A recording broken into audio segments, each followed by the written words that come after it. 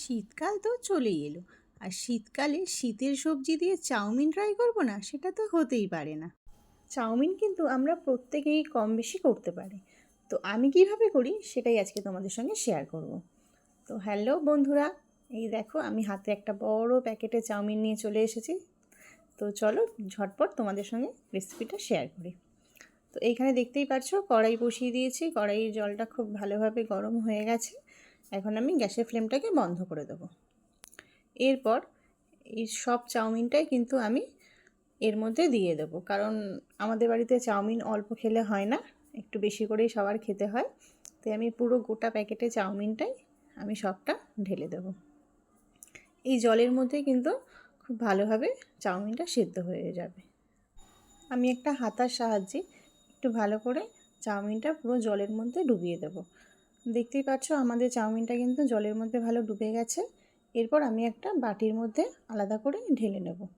যতক্ষণ চাউমিনটা সেদ্ধ হোক আর একটুখানি গরম জলের মধ্যে, ততক্ষণে আমি কড়াইতে বাদবাকি জিনিসগুলো ভেজে নেব। তো এই দিকে দেখো আমি চাউমিনটার মধ্যে কিন্তু হালকা একটু তেল দিয়ে দিচ্ছি, যাতে চাউমিনটা যেন গায়ে গায়ে লেগে যেন না যায়। বাদবাকি আমি কিন্তু এই চাউমিনটাকে গরম জলের মধ্যে কিছুক্ষণ রেখে দেবো, যাতে সেদ্ধ হয়ে যায়। আমরা মধ্যবিত্ত তো, আমরা কিন্তু একটু গ্যাস বাঁচানোর জন্য এইরকম ট্রিকগুলো করেই থাকি।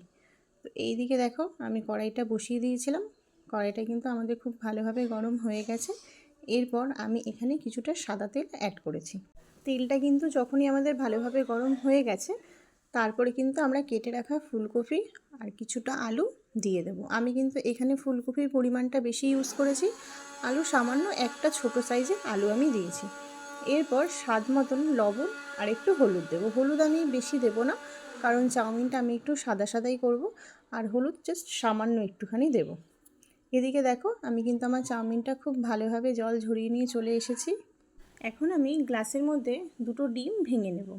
সামান্য একটু নুন দিলাম আর একটু গোলমরিচের গুঁড়ো। এরপর ডিমটাকে ভালো করে একটু চামচের সাহায্যে, কাঁটা চামচ দিয়ে ফেটিয়ে নিতে হবে। এরপর দেখো আমি একটা ফ্রাইং প্যান বসিয়ে দিয়েছিলাম, তাতে সামান্য একটু তেল দেব, দিয়ে ডিমটাকে ভালো করে মিডিয়াম ফ্লেমে একটু ভাজা ভাজা করে নিতে হবে। শীতকালে কিন্তু এমন ফুলকপি দিয়ে চাউমিন খেতে আমার তো খুব ভালো লাগে। তোমাদের কার কার এমন ভালো লাগে ফুলকপি দিয়ে চাউমিন শীতকালে, তোমরা প্লিজ আমাকে কমেন্ট করে জানিও। তো এই দিকে দেখো আমার কিন্তু ফুলকপি আলুটা ভাজা ভাজা হয়ে গেছে। তো এখন আমি পেঁয়াজ, একটু ক্যাপসিকাম আর একটু কাঁচা লঙ্কা সবগুলোকে একসাথে ভালো করে ফুলকপি আর আলুর সাথে ভালো করে একটু ভাজা ভাজা মতন করে নেব।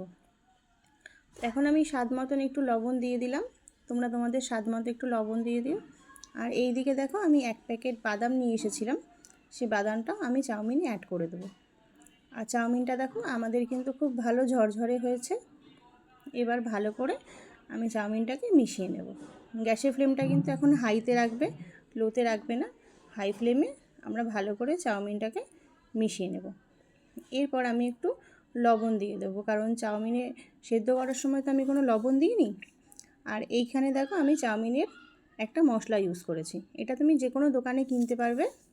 এরপর চাউমিনটাকে খুব ভালো করে আমি একটু সব কিছুর সঙ্গে মিশিয়ে দেবো।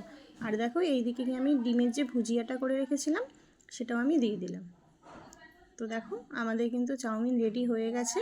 আমি এখানে সামান্য একটু ঘি ইউজ করলাম, ঘিটা দিলে কিন্তু চাউমিনের টেস্টটাই পাল্টে যায়। তো তোমরা তোমাদের যদি ভালো লাগে আমার এই রেসিপিটা, তো অবশ্যই লাইক কমেন্ট করো এবং আমার পাশে থেকো। তো তোমরাও একবার বাড়িতে এমনভাবে ট্রাই করে দেখতে পারো, আশা করি তোমাদের সকলের খুব ভালো লাগবে। আর দেখো আমি এখন 3টে থালায় এখন বাড়ছি, 3টে প্লেটে সবাইকে দেবো বলে। সবাইকে তো খাওয়াবো, এবার নিজে একটু টেস্ট করে দেখি কেমন হয়েছে খেতে।